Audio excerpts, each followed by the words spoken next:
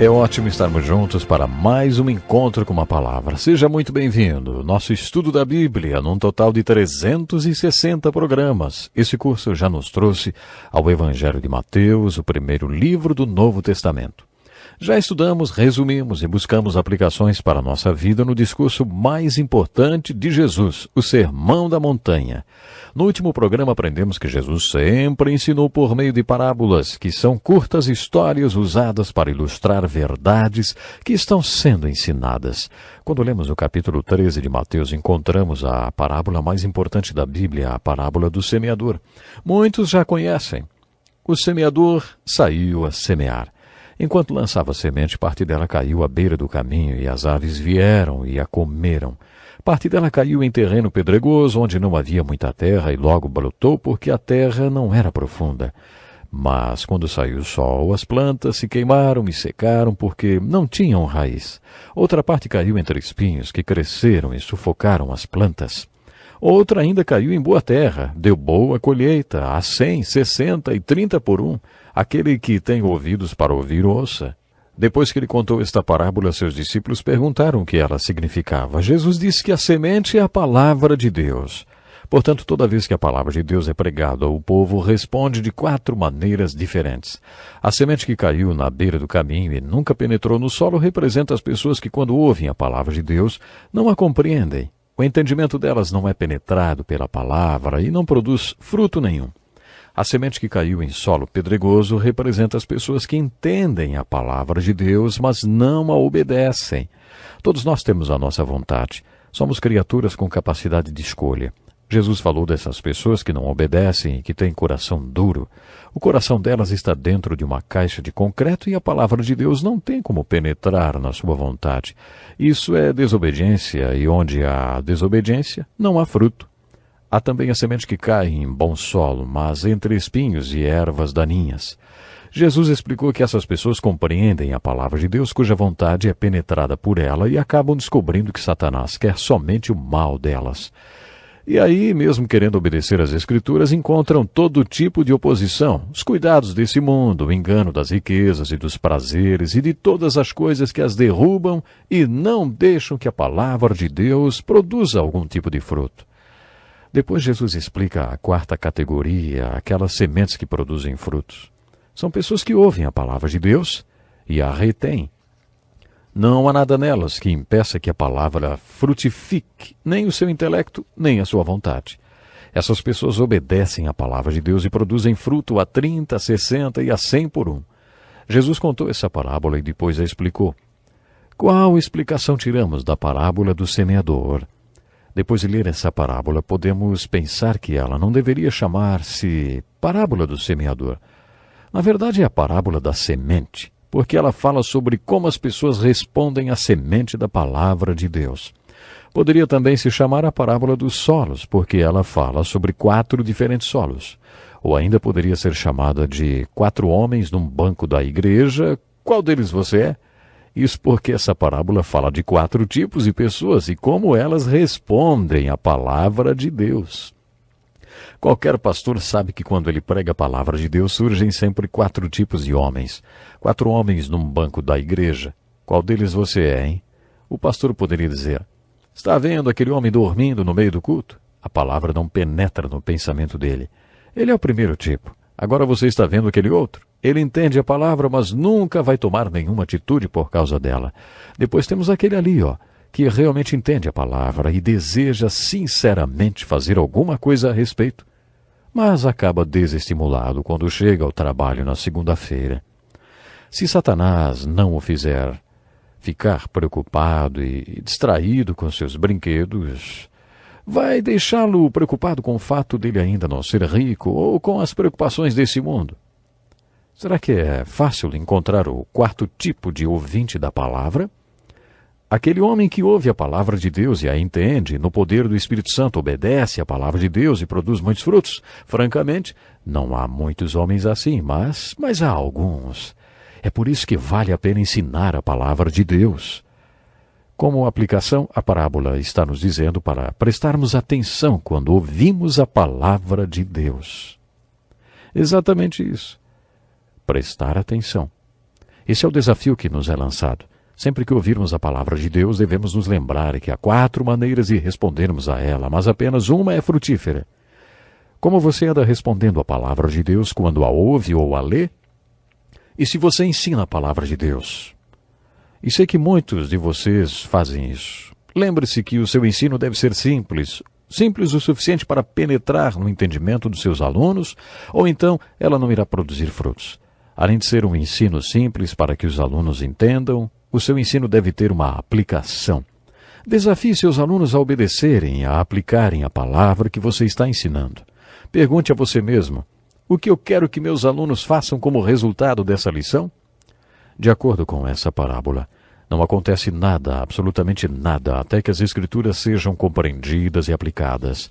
É preciso entender que para que as pessoas sejam vencedoras no meio dos espinhos, elas devem entender a palavra de Deus, desejar obedecer a palavra de Deus e depender completamente de Deus. Agora, todo professor tem que perceber o seguinte: eu não posso, mas Ele pode, e Ele está comigo. E como Ele está conosco, podemos ensinar a palavra de Deus sabendo que haverá frutos a 30, a 60 e a 100 por 1. No capítulo 6 do livro de Atos, os apóstolos tomaram a importante decisão quando a igreja começou a crescer. Eles eram apóstolos que estavam servindo à mesa e administrando a distribuição de alimentos para 4.000 pessoas. Então decidiram reunir toda a congregação e pedir que escolhessem alguns homens para cuidar dos assuntos referentes às mesas e alimentos, para que eles pudessem se dedicar ao ministério da palavra e à oração. Quando compreendemos a parábola do semeador, descobrimos que os frutos vêm através da oração e da palavra, porque você não consegue penetrar no entendimento de ninguém.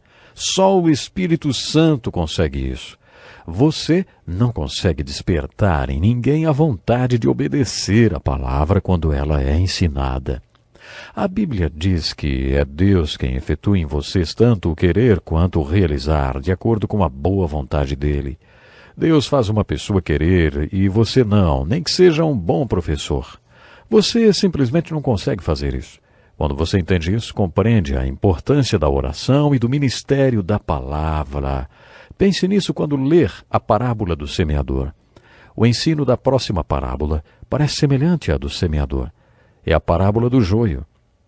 Dessa vez um homem semeou boa semente, mas descobriu que com o trigo nasceu também o joio. A pergunta é: você plantou boas sementes no campo? De onde veio o joio? O joio se parece trigo, não é mesmo? Mas é só mato, não é trigo. Essa parábola aborda um assunto muito importante. Algumas pessoas perguntam ao fazendeiro se ele quer que o joio seja arrancado. E o fazendeiro diz que não, porque não dá para diferenciar o joio do trigo. Ele explicou: deixem que os dois cresçam juntos. Quando chegar o tempo da colheita, o joio será separado do trigo. Quando Jesus dá a interpretação dessa parábola, entendemos no que ela difere da parábola do semeador. Nessa, as sementes não são a palavra de Deus, mas os filhos do reino. E os joios são os filhos do diabo. Isso quer dizer que há 2 tipos de pessoas plantadas no solo desse mundo: os filhos de Deus e os filhos do diabo. Não dá para diferenciar um do outro porque eles são exatamente iguais. A questão é saber de onde veio o joio, os filhos do diabo. Você não plantou sementes boas? A negligência dos homens é mencionada nessa parábola. Mas enquanto todos dormiam, é disso que o diabo precisa para triunfar. Que os homens bons não façam nada, que eles simplesmente durmam. Enquanto todos dormiam, veio seu inimigo e semeou o joio. Qual é a aplicação dessa parábola? Ela está nos dizendo que não é de se estranhar que o trigo cresça junto com o joio na igreja e que não dá para discernir ou distinguir um do outro. Quando Jesus finalizou o Sermão da Montanha, ele disse que há o falso e o verdadeiro, os muitos e os poucos, os que falam e os que fazem. São esses 3 tipos de pessoas que encontramos nas igrejas. Depois de 42 anos como pastor, posso dizer que existem pessoas assim na igreja e não podemos dizer quem é o verdadeiro e quem não é.